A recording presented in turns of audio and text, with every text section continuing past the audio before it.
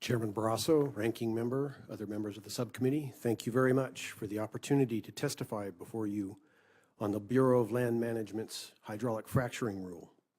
My name is Bruce Baizel. I'm the Energy Program Director at Earthworks.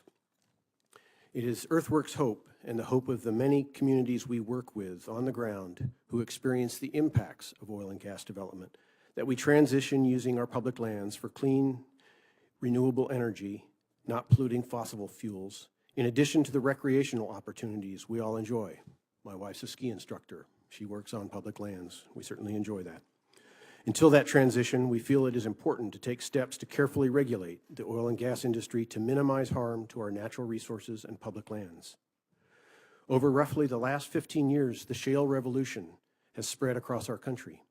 The BLM, however, has not updated its oil and gas regulations since the 1980s. In the absence of updated rules to accommodate this rapidly growing industry, states have created a patchwork of regulations that continue to evolve with changing industry practices. Yet a new poll for the University of Texas was released today that makes it clear that there is support for these new regulations. 60% of Americans support stronger oversight of hydraulic fracturing on public lands. While there are many more regulatory improvements that could be made, the BLM's final rule governing hydraulic fracturing creates a minimum standard, a basic level of protection for our public lands, the water that flows through them, and the citizens that enjoy their use daily. It also delivers the regulatory certainty and consistency that oil and gas industry has said it desires. The facts are clear. Many states and operators already follow the directives contained in the rule, and for these, the compliance costs will be negligible. The average well costs about $5 million to drill, yet this rule adds only a few $1,000s to that cost. For operators who already follow these reasonable standards, the rule will provide little change from business as usual.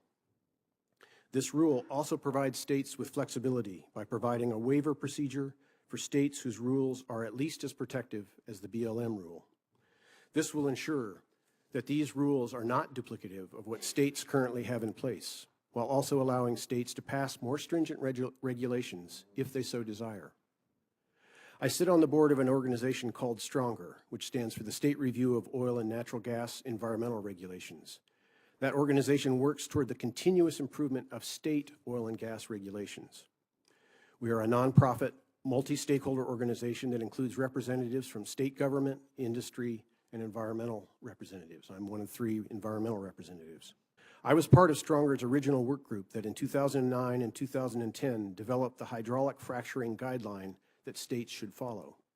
So far, only 6 states have had Stronger review their hydraulic fracturing regulations, and only one of these states has significant public lands, Colorado. Montana and Utah have never been reviewed. Wyoming was last reviewed in 1994, New Mexico in 2001, and California in 2002. Years before the current shale oil and gas boom.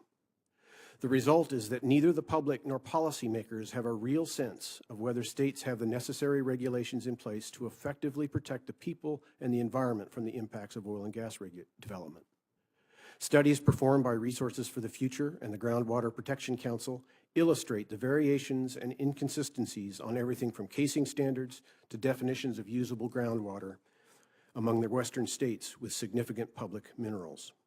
Some states have lessened the risks of groundwater contamination from hydraulic fracturing, my own state being an example, by tightening their regulations in the areas of well integrity, casing, cementing, chemical disclosure, and waste disposal, but others have not.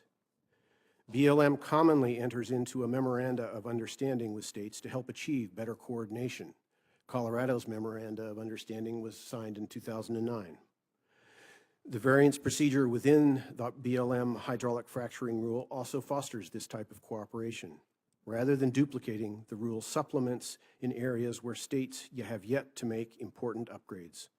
Without the baseline standard provided in this rule, BLM would be putting all taxpayers at risk as the owners of public land and public minerals. Thank you for the opportunity to present the views of Earthworks on this important topic, and we appreciate the committee's consideration of this important issue. Yeah, thank you, Mr. Baizel. Ms. Sagama.